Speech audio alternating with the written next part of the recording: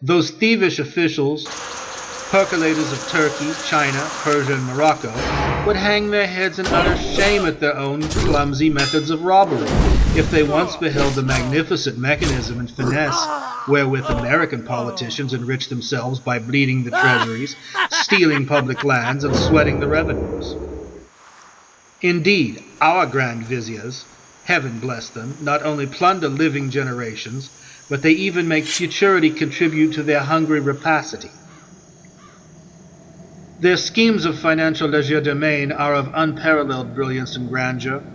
They borrow thousands of millions upon national credits from the usurers, and then proceed to apportion the money unto each other under the elaborate pretense of needful public expenditure, redeeming the currency, etc., etc., in order that the Jew may be secured in his usurious cent per cent. Oppressive taxes are laid on the peasantry wherewith to pay the annual interest charged upon the bonded millions. All of these tributes are collectible in appreciating gold at the point of the Supreme Court's bayonet. However, military assistance is very seldom needed to enforce the tax collectors' demands because most Americans are exceptionally docile and good. No need of coercion with a palsied people ever eager to obey the slightest nod of their masters. America, America, never shall you realize the true meaning of thoroughgoing independence and self-proprietorship until an American Cromwell or an American Caesar has signed the death warrant of an American king.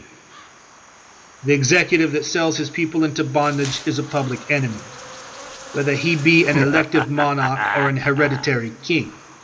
Such a scoundrel and traitor has no rights that property-holding freemen are bound to respect. No, not one. By accepting the gold of public plunderers, he makes himself an Ishmaelite. His hand is against every man's hearth and every man's property. Therefore every man's hand should be uplifted against him. In days not long gone by, men of our race have hung bribe-takers with secret ceremony and even rolled the heads of kings into the executioner's basket. If we are not now to be robbed of everything we possess and reduced to conditions of absolute state servitude, we must not shrink from doing so again. Despotism, if it is to be overthrown, must be fought with its own weapons, and the vilest of despotisms are ever founded upon majority votes. As for the common people, they are energetically chasing shadowy paternalisms and allowing their substance to be appropriated on a gigantic scale. They are living in a fool's paradise of progress and peaceful industrial evolution, as the cant phrases go.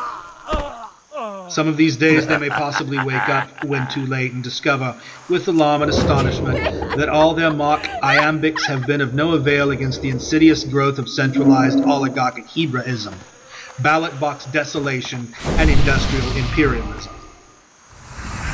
Americans have yet to learn that each generation must fight out its own good fight and not rely for the preservation of its hardihood and independence upon moth-eaten parchments, nor on fraudulent statesmen now in the graveyard. Statesmen who spent their petty babblesome lives not in doing heroic things, but in founding and enthroning the abominations that afflict us all today like a palsy. Our national hero worship badly wants reconstruction. 5. Many years after the Declaration was issued, our written Constitution was constructed with much voluble sophistry and mimic strife. That document, considered as a whole, is the most cunningly worded and at the same time most terrible instrument of government and mastership that any Anglo-Teutonic tribe has ever yoked itself up under.